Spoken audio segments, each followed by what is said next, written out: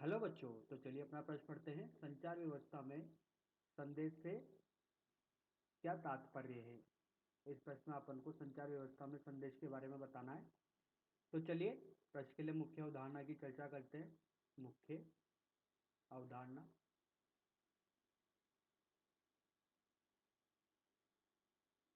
अगर संचार व्यवस्था की बात की जाए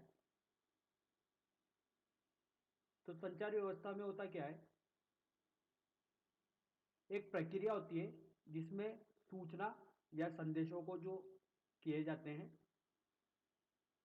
सूचना या संदेश जो होते हैं अपने,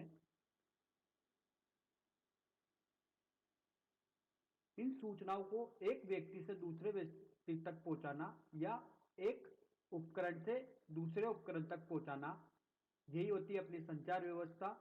इसमें क्या होता है, देखिए, जो अपनी सूचना होती है किसी भी तरीके से हो सकती है, ये मौखिक रूप में हो सकती है या लिखित रूप में हो सकती है। जैसे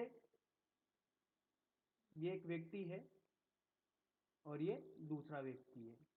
ये व्यक्ति एक दूसरे व्यक्ति को कुछ कहना चाहता है, ये सूचना इसको देना चाहता है। अगर ये सूचना इसको देना चाहता है तो ये इसने यहां पर कुछ बोला और इसने सुना, दूसरे व्यक्ति ने सुना, पहले व्यक्ति ने बोला, तो यहां पर इसको एक माध्यम की जरूरत होगी। तो इसको अपन बोलते हैं वाक संदेश।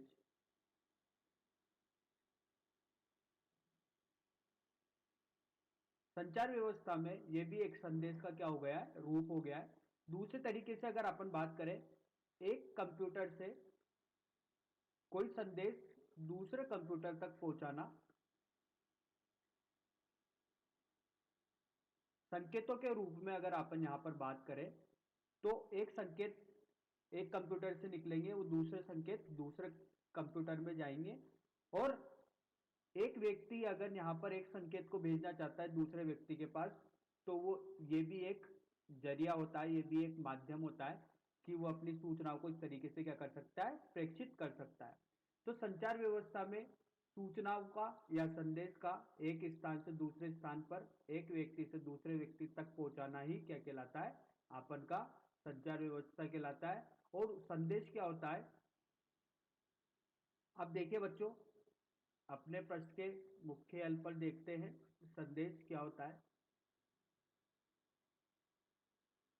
सूचना का मौखिक या लिखित, मौखिक या लिखित रूप में एक जगह या एक स्थान भी बोल सकते हैं, से दूसरे स्थान तक पहुंचाना क्या कहलाता है, अपन का संदेश कहलाता है। इसको संदेश को एक स्थान से दूसरे स्थान तक पहुंचाने के लिए माध्यम की जरूरत होती है। जैसे यहां पर ये माध्यम